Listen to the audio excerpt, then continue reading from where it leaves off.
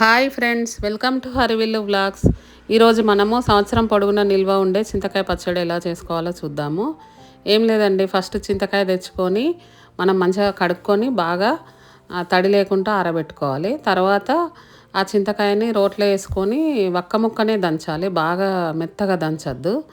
1 kilo చింతకాయ తీసుకుంటే 250 grams దొడ్డుప్పు వేసి దంచి పక్కకు అట్లా ఎన్ని కిలోలు మనం తీసుకుంటే అన్ని కిలోల చొప్పున ఉప్పు పోసుకోవాలన్నట్టు. అట్లా దంచి పక్కకు పెట్టుకొని ఒక 3 డేస్ తర్వాత దాంట్లో నుండి గింజ నార అట్లాంటిదంతా తీసేయాలి. దాన్ని కదిలియకుండానే ఉంచి చూడండి, ఇట్లా ఒక్క ముక్క దంచాలి.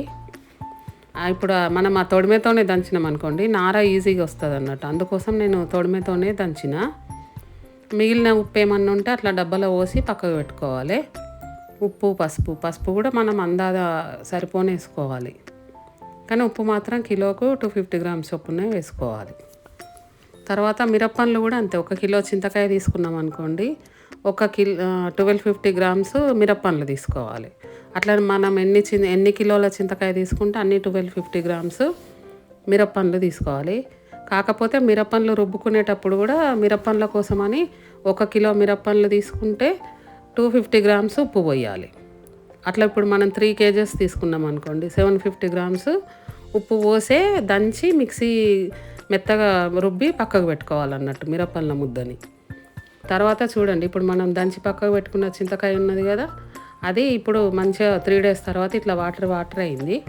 ఇప్పుడు దీంట్లో నుండి గింజ నార అంతా తీసి పక్కకేసి అప్పుడు మిక్సీ పట్టుకోవాలి మళ్ళీ, ఇది కూడా మెత్తగా. ఎందుకంటే అప్పుడు మనం బాగా సాఫ్ట్గా దంచలే కదా.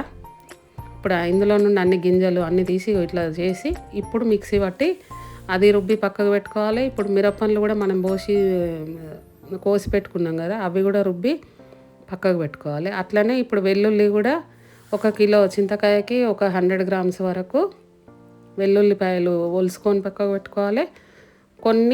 కొంచెము వెల్లుల్లి ముద్ద కూడా చేసి పక్కకు పెట్టుకోవాలి.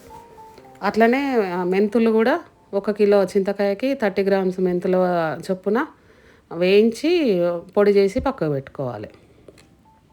ఇప్పుడు ఇవన్నీ ఒక పెద్ద డబ్బా తీసుకొని ఇప్పుడు చింతకాయ పేస్టును, మిరప్పండ్ల పేస్టు, మెంతి పొడి, వెల్లుల్లి ముద్ద అన్నీ వేసి ఒక పెద్ద డబ్బాలో వేసుకొని అన్నీ కలిపి పెట్టుకోవాలి. ఇది సంవత్సరం పొడుగున ఉంటుంది, హెల్త్కు మంచిది. ఇప్పుడు ఇట్లా జ్వరం వచ్చిన వాళ్ళు తింటారు, ఎందుకంటే ఆయిల్ వాడలే కాబట్టి. ఇప్పుడు వేడన్నంలో తినచ్చు, చిన్నపిల్లలకు కూడా కలిపి తినిపించచ్చు. చపాతీ పైకి కూడా చాలా బాగుంటుంది. చపాతీ మీద కూడా ఈ చింతకాయ వేసుకొని కొద్దిగా ఆయిల్ అన్నా నెయ్యి అన్నా రాసుకొని రోల్ చేసి పిల్లలకి ఇచ్చిన పెద్దవాళ్ళమైనా కానీ తినచ్చు. ఇప్పుడు ఇట్లనే ఇది 1 ఇయర్ ఉంటుంది, కలర్ కూడా ఏం మారదు అన్నట్టు. చాలా బాగుంటుంది టేస్ట్ కూడా.